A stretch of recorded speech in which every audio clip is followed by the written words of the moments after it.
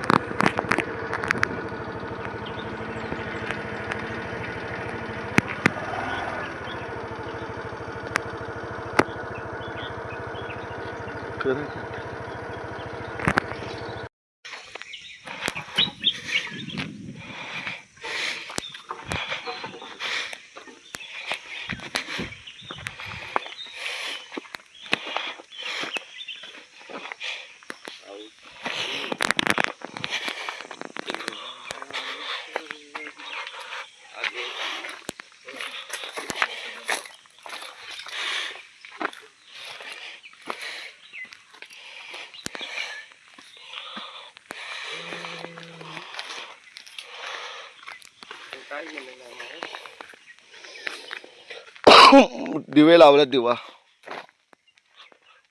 किडे त्याच्यात जातात, बल्ब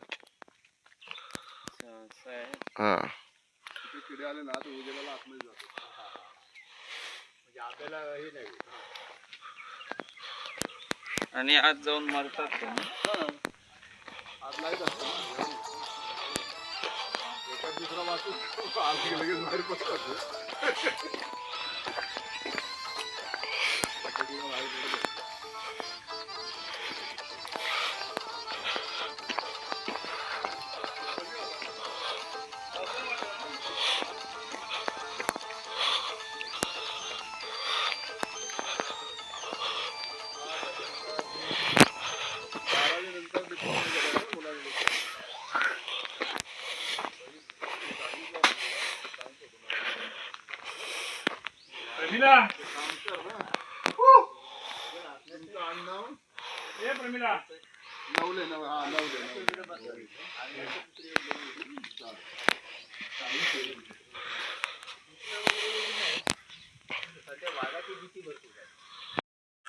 नमस्कार, आपण आत्ता आलो आहोत आमच्या काकांच्या बागेमध्ये, जिथे आपण आंबे मुंबईला सप्लाय करत असतो। तर ही ती बाग आहे, माझ्या पाठी वरच्या साईडने पण आहे आणि अजून एक बाग वरच्या साईडला देखील आहे। आणि पण वरती जाऊ शकत नाही आपण त्या साईडला, त्यामुळे आपण ही कालच्या साईडची जी बाग आहे ती आपण दाखवूया। हा जो पूर्ण उतारपट्टा आहे, किमान 1-2 एकरमध्ये 150च्या आसपास झाडं असतील आणि वरच्या साईडला देखील तेवढे 100-150च्या आसपास झाडं असतील। आणि आपण मुंबईला इकडूनच सप्लाय करत असतो आपल्या झाडांचे आंबे। या झाडांवरनं फार चविष्ट असे आंबे आपल्याला दरवर्षी मिळतात आणि माझ्या बरेच कस्टमरला ते आंबे आवडतात देखील आणि ते एक वेळेला 5-5 10-10 डझन देखील आंब्यांची ऑर्डर देत असतात।